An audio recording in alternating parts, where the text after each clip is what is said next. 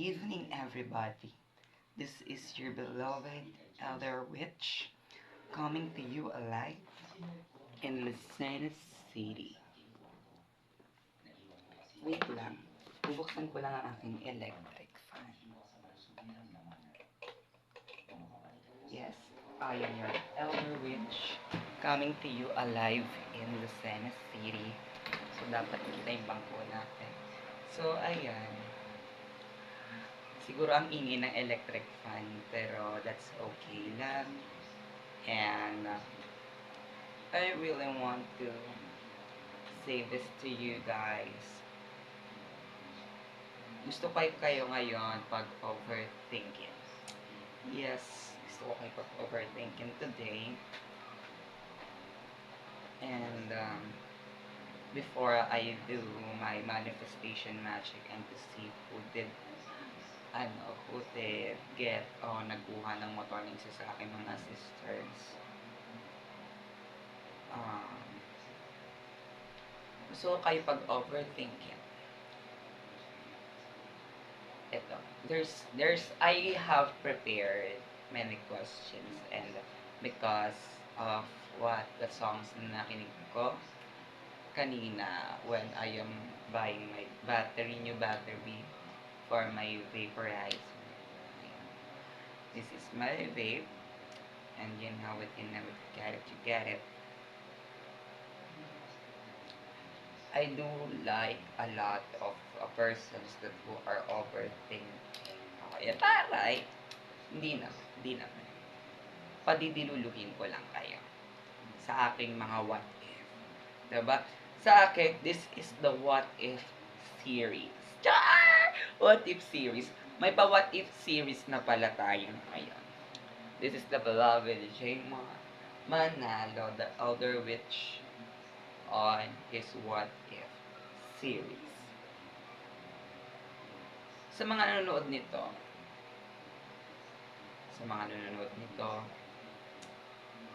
I would like to have a disclaimer. This is just a made up scenarios and this is not going to be true except if this is for you. Charot, if this is for you. So what if ganun na? What if ganun na? Diba? This like this is take this as a clairvoyant what if kinemidyo scenarios na possible mangyari. So ganon. What if ganun? So yeah. What if taray, this is kaya nga what if series eh. So ayan. Sorry, nagsuklay pa ako. Like I do like suklay my hair. Like you know it, you get it. Masarap sana mag-vlog ng what if series.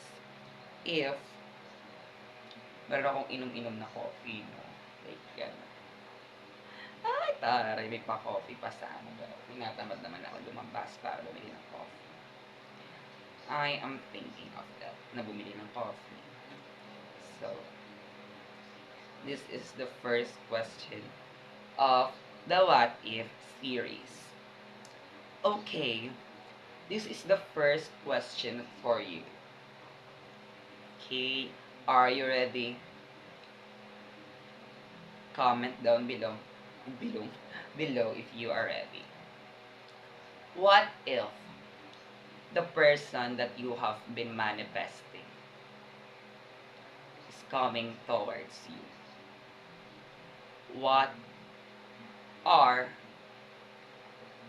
okay, wag na manifesting. Punta mo tayo sa the person that you are thinking. Okay? The person that you are thinking is coming towards you. Like ganon. Think of a person and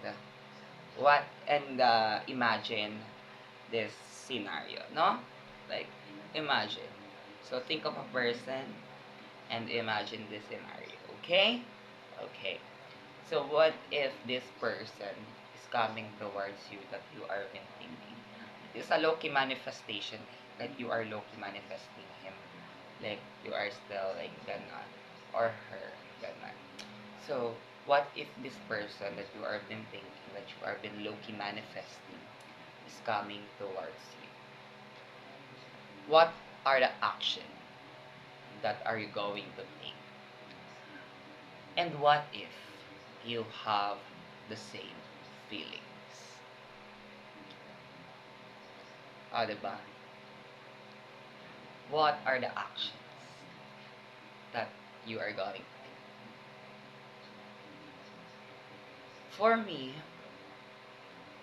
if the person, if a person that I've been thinking come towards me, I will sabihin ko, hello. Like, yung ganun. But, unlike before, hindi na ako mag-overshare sa mga taong kakakilala ko lang. Like, ganun. Or, hindi na ako, to be honest, hindi naman na talaga ako nag-overshare sa mga persons na nakikilala ko recently. So, like that.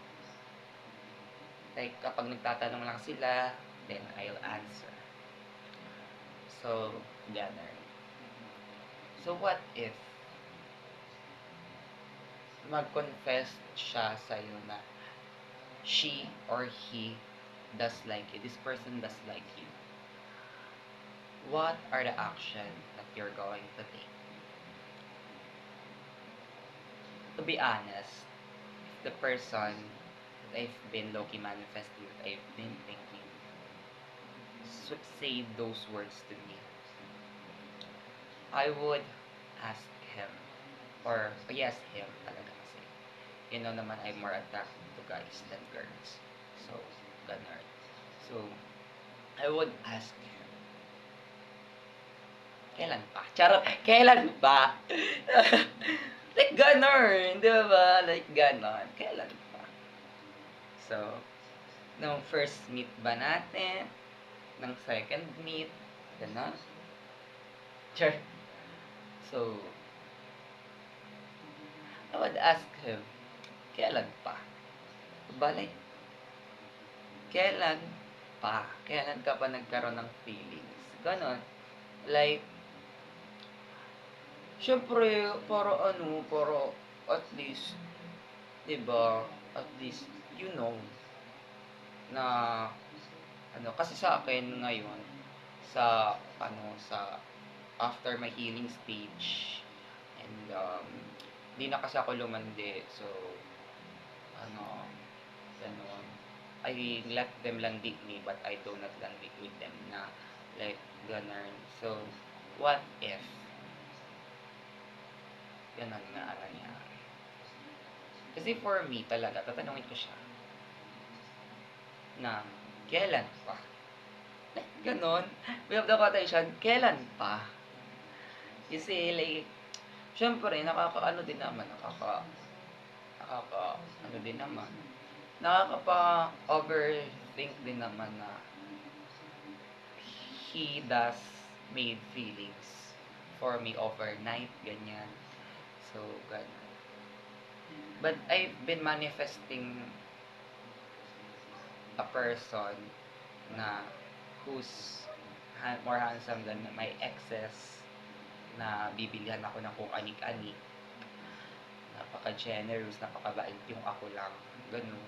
So, what if ako pala yung minamanifest ko? Kasi wala akong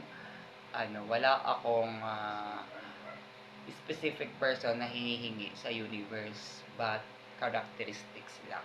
Yung ako lang yung pinakang gwapo sa paningin niya, yung bibilan niya ako ng kung anik-anik, yung hindi ko na kailangan mag-beg for attention, ibibigay niya. Yung siguro this time walang rules, kasi I think this person, yung bibigay sa akin ng universe is very disciplined. Very disciplined naman. Kasi like, yun na nga, hiningi ko rin na disciplined. Alam niya yung limitations niya. Alam niya yung mga ganon. And ganon. So, ganon. So, like ganon. Then, this, yung minamanifest ko is a person that who gives effort, ganyan. So, what if the person na sinan sa akin ng universe is me pala? Charot, is me pala, no? Like, kasi like, 'Di ba nga, na-o-obsess na ako sa sarili ko, binibilang ko na kung ano-ano yung sarili ko, and I know my limitations kapag lumalandi ako sa ibang tao. Like, as in, ako yata yung binigay ng universe sa akin. Like, gano'n. So, but, since sabi niyo nga, ay sabi ko nga, question ko, big question, think a person. So, nag-think din ako para may example din ako. Hindi lang yung minamanifest ko talaga. Ah, hindi lang yung person na minamanifest ko, which is parang characteristics lang, not truly a person. No? But if this person that I've been thinking has the same feelings for me, like, hindi naman siguro this has the same feelings for me kasi parang hindi pa naman ako sa kanya totally na-fall. Kasi ganun, you know me, you got it, you got it. Ang tagal pa na ma-fall. Nadala na ang Lola Bell. So, like, what if scenarios, again, what if you have the same feelings? O, ayan, what if you have the same feelings with the person that you are thinking about? So, yun nga, the what if, so, yun, what if we have the same feelings? Siguro, I should ask him to know me better. Because I do have a lot of personalities, especially may na-add na dalawa. Di ko nga alam kung baka umalis na yung apat eh. Umalis na yung apat. Baka umalis na yung apat kong personality. May bagong dalawang pumalit. And with that said, I am very sad of myself naman kasi ay, pero since nga 'di ba nakapag-post na ako na nakaumaro ako, siguro nandiyan pa rin yung apat kong personalities na I thought been lost. So, ayan, nagbabalik na ulit yung confidence ko. Ayan, you got it, you know it. So, ganun. Pero yun na nga, if that said, what if you have the same feelings, the person that you are thinking is coming towards you, and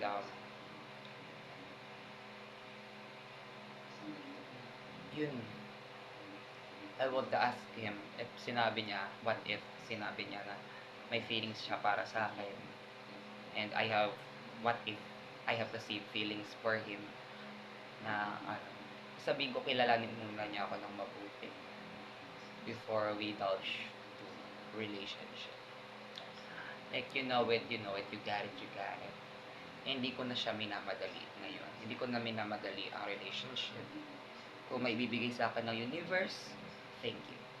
Kung wala, at kung ako yung ibibigay sa akin ng universe, thank you pa rin. Because I know that I am worth it. I am worth it. I am worthy of love that is big, reciprocated. So, ganun. Parang nalaman ko na yung worth ko. Okay. Since nag-come back ng 21, and you know it, you got it, you got it. Usapang comeback tayo. Char! Usapang comeback tayo. So, this is a what if series, and this is a what if scenario. What if the person that you hurted the most, nagkita kayo, and what if you still have the same feelings? O, diba? What if the person that you hurted the most, and what if magkita kayo, and what if you still have the same feelings? Ako kasi meron akong talagang persons na truly hurted before, and I do think siguro naging karma ko na yung past relationship ko for that, yung last relationship ko for that. So, may karmic debt pala ako. So, what if that person come towards me? Ay, hindi, nakita kami. Sabihin ko, hi, kamusta ka na? But, hindi ko sasabihin, if we still have the same feelings, no, what if na pala, hindi ko siya i-force na, hindi ko sasabihin na may feelings pa ako sa kanya. Yes, if ever, makita kami ng person na yun and we have still the same feelings. Hindi, kasi sabi ko nga, diba, parang hindi ko na ngayon fina-force ang relationship. Like, I let the universe to give it to me. Ganyan. So, what if ganun yung nangyari? Kita kami, ganon, we have same feelings, ano yung magiging action ko, nag-usap kami, nagkakakamustahan. What if na-surface yung feelings nyo para sa isa't isa, diba? To be honest, if ako, if ako, I would not force him. Kasi like, I know that he's happy without hindi na nga. Like, di ba? Bakit ko pa guguluhin yung life niya if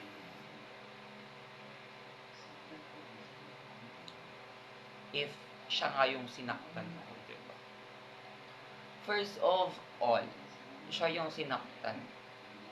And when our surface, pag nag-surface yung feelings namin, siguro, hindi ko siya i-force into a relationship, but pabayaan ko na lang. Siguro, we should be friends and all, and ganun. And, syempre, if persons na na-hurt ko, like ganun, sa mga persons na na-hurt ko, syempre may mga Tagalusena naman. Like, I've been waiting for them na ma-come across ko here in the Lucena City. And I don't know if they are still here in the Lucena City. Kasi diba like, malay mo wala na pala sila dito. Ganyan, nasa ibang lugar na pala.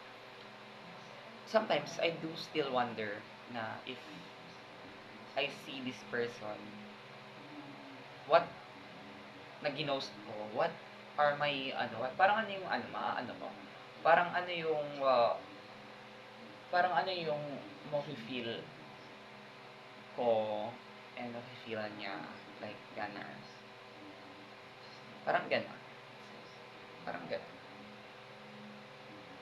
Like, that is not recent. I was in second year college way back then, na may nakalandian akong taga Lucena City.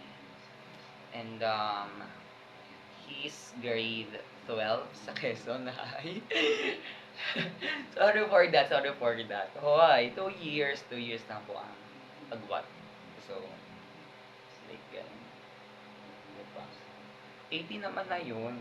Kaya, like, I'm 20 way back then. Second year. No, I'm 19. Hindi, 20 kasi. Like, second semester yun. Okay. 20, okay. 20. Ayan na ha. 20 na. So, yun. Like, he's 18 and I was 20 way back then. So, bigla ko siyang ginost because of someone na nakilala ko lang din. So, ganun. Ano siguro yun? Nakilala ko this person is like pandemic and parang ginost ko siya for this person. Si number 2, kilala niya si number 2. So, yun. Para kay number 2, ginost ko yung si number 2, yung pinagsisihan ko, pumunta ako ng July 2 sa Naga City. July 2, 2021. Tama ba? 2021, 2022, 2000, hindi ko na-get. So, 2021 yata yun. Basta something like ganyan. Kasi, di ba? Oo nga, 2021. 2022, ibang person ng kalandi ko. Sa 23, true. 2021. Okay. That is tama. Tamang calculation ko. 20 years old ako noon. And hindi ko na pinagpalit. Like fling-fling lang naman. So, to be honest, blinak ko yung person. Kawawa naman. So, what if magkita kami siguro? Like, okay lang. Yun. I know that he's happy now. And that's okay for him. Okay na din yun. Nakamove on naman na siguro siya. Nakamove on naman na siguro siya. Parang ako na, yes, I'm a bad person before. Like, alam nyo naman yan. Okay? What if i-reverse ko naman yung question? Diba? Tara, i-reverse ang question. What if what if the person that hurted you the most, nagkita kayo, what what are the reactions na magagawa mo siguro ng mga time, that time na magkikita kayo ulit ng person that hurted you the most, hurted you the most, to be honest. And another thing, you still have the same feelings. What if scenario yon? Okay, that hurted you the most, ha? That hurted you the most. Tapos na tayo sa you hurted the most. That hurted you the most na tayo. So, and you still have the same feeling. What if ganun nga nangyari? Nakita kayo elsewhere. What reaction, anong magiging reaction? Comment down below. Ay, taray. To be honest, nakita lang naman eh. Nakita lang naman eh. Hindi naman nag-usap. Hindi naman nag-usap. Oo eh. Pero, pumunta tayo dyan naman sa what if na eh. Hindi ko siya igigirit, hindi ko siya papansinin unless he did manage to approach me first. Diba? Like, ikaw na nga yung nag-beg na magstay siya. Ikaw na nga yung ang ginawa mo lang pasayahin siya. But, ikaw pa din yung mag-a-approach sa kanya. Parang that's not fair, no? But, parang that's not fair. Siguro, if he did manage to approach me and ask this question, kamusta ka? Okay lang. Okay lang. Okay, diba? Like, tama naman, diba? Okay lang. Hindi ko isa-surface yung what if na may feelings pa kami sa isa't isa. Hindi ko isa-surface yung feelings ko. If ever, may feelings pa ako, diba? Like, ganon. So, ay taray, merong voucher ang Lazada. Ayan. So, ayan. So, yun nga, what if that happened? So, to be honest, I am not the same person as before. I don't want to be treated like an option. Like ganun, if he still have feelings for me, siguro, dapat ako lang. Di ba nga sabi ko, may ka-manifest ko, like, di ba, mas gwapo sa mga ex ko, ibibili ako ng kung ano-ano, ma-effort, ako lang, as in, ako lang, di ba? Walang ibang other kitchemeno. Ayoko lang maging option eh. Like, even though, yes, maging consider ka as an option kahit kapag mas pinipili niya yung friends niya, you're considered as an option. But, this is a question. Magkasama kayo, tapos, mas pinipili niya yung friends niya. That is an option ka lang. Diba? Like, ganon. Like, it's okay na mawala ka, wag lang yung friends niya. Option ka lang, be. Option ka lang. And I don't want to be an option. Like, if this person comes to me, make sure na hindi na ako option this time.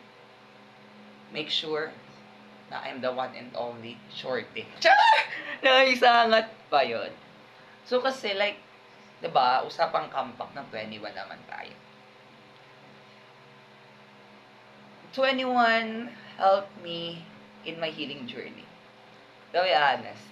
Kaya, pansin nyo, parang, it's okay for me na, ganun, na, i-vlog tong type of what if can I make you na to. Diba? Like, as in, diba? Parang ang lakas ng loob ko, what if na kinemichu na to. Diba? Kasi because 21 helped me get over a person. 21 helped me move on. Like, di ba may mga kantang pambroken na nga, mas lalo ka pang binubroken. But 21 songs, broken ka na, pinapasaya ka pa, ini-empower ka pa. Like, okay, kakantahin ko yung isa sa mga favorite ko. Hey Playboy, it's about time and your time's up. I had to do this one for my girls, you know. Sometimes you may act like you don't care. That's the only way the boys learn. Oh, oh, oh, oh, 21, yeah, yeah, yeah, yeah, oh. Oh, oh, oh, oh, 21, yeah, yeah, yeah, yeah. May ganun talaga yun. Yeah, yeah, yeah. Kasi ang Dara Park na part yun eh.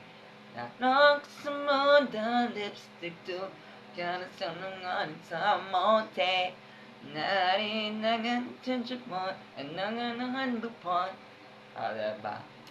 Like ganon. Like I don't care Kumahali Nigaong tiyo sumuhatun Ijanjak ng sangwan Aray ke naman chin eh Najebo ugul-bugul na ganijiman Cause I don't care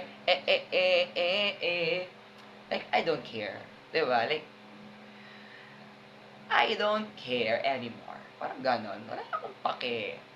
And the other thing, my most favorite song, it helped me the most. Talaga. Like talaga.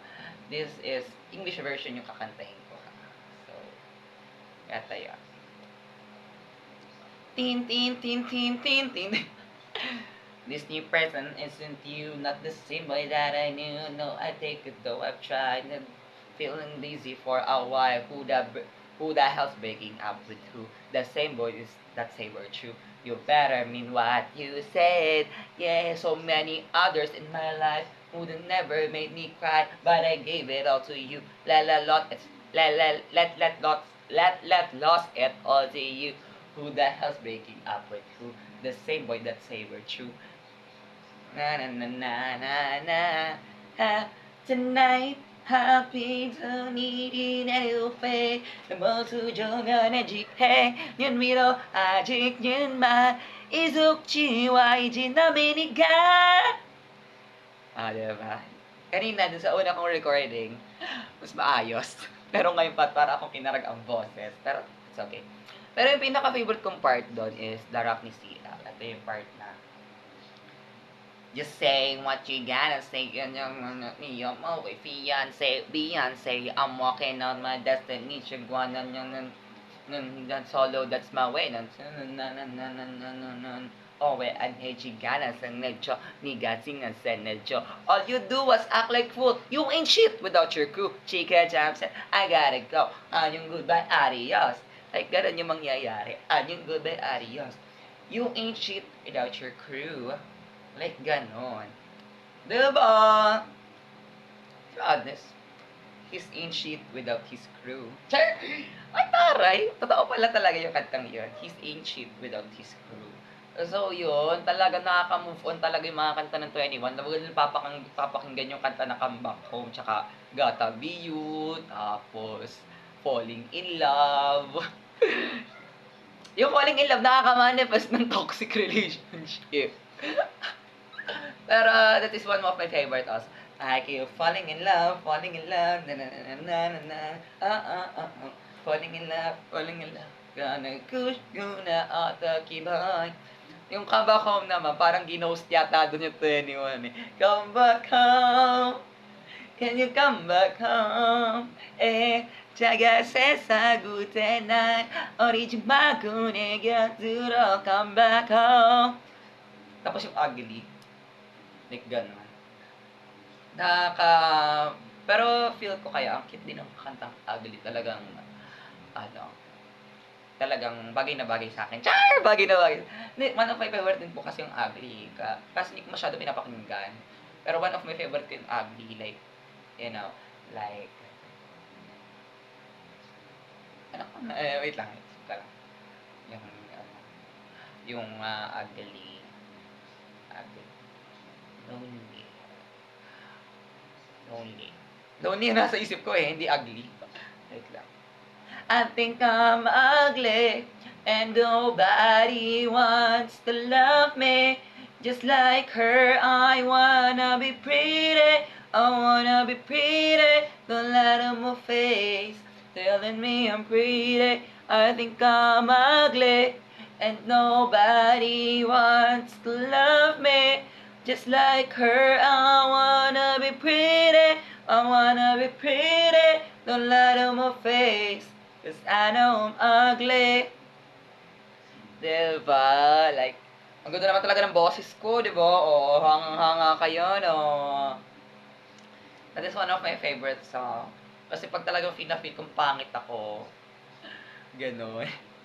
Kinakanta kayo, I think I'm ugly and nobody wants to love me.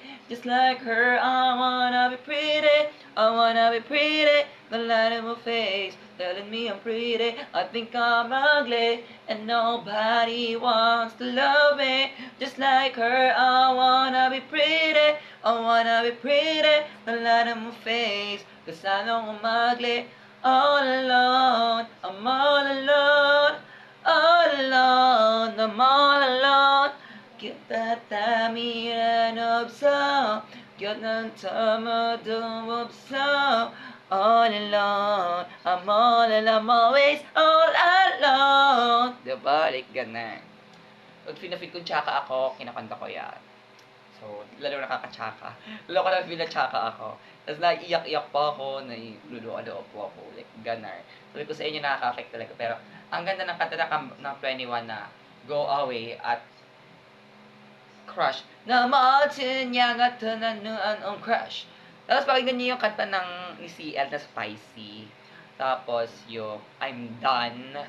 And Hey, you get out my cloud. You don't know me and you don't know my style.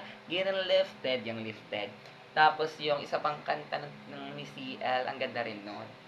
Yung kanta na